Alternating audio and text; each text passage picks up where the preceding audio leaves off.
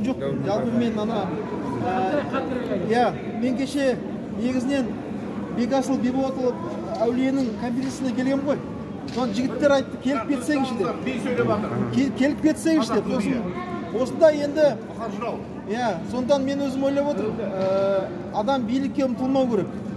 Мен өзім ойлаймын, билікке ол жаңа Бақытбек көкеміз айтты ғой, өте ауыр нәрсе.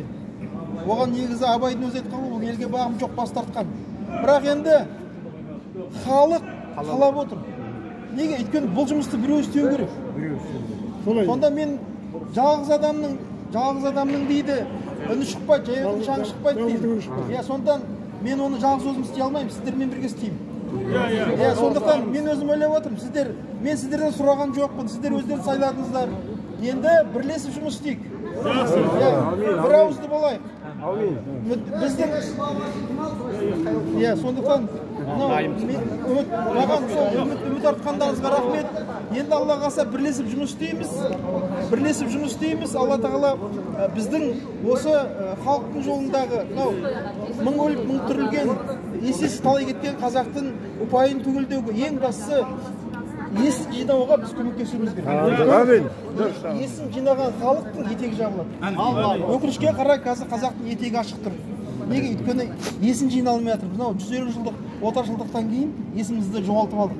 Ең басты қазіргі кездегі бұл билер деген не? Билер дегеніміз бұл жердегі халықтың өз-өзіне келе бастауы, организм тіріле бастады. Халық өзіне сенімі қайтып жатыр. Өйткені өзіне сенбеген халық ол мемлекет бола алмайды. Отаршылдықтың ең ауыр зардабы қазақтың өзіне деген сенімнен айырды.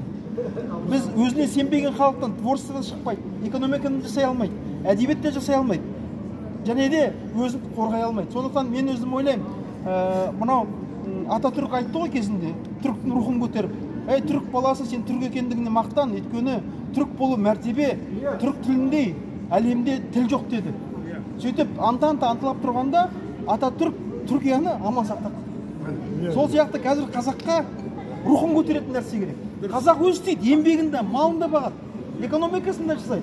Бірақ қазаққа, қазақ сенен асқан әлемде ұлт жоқ, сен Құдайдың жаратқан ұлтсың, сен ешкімнен кем емессің, сенің қолынан бәрі келеді, сен лайықты атаның баласысың, сен кешегі деп қазаққа рух беретін, қазақтың кеудесін көтеретін уақыт келді.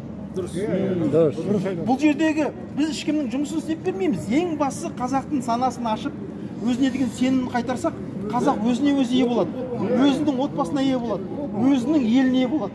Мен өзім ойлаймын, біздің қазір мақсатымыз қазақтың есін жиғызу, қазақтың рухын көтеру. Болды, рухы көтерілген халық бәрін өз жасайды.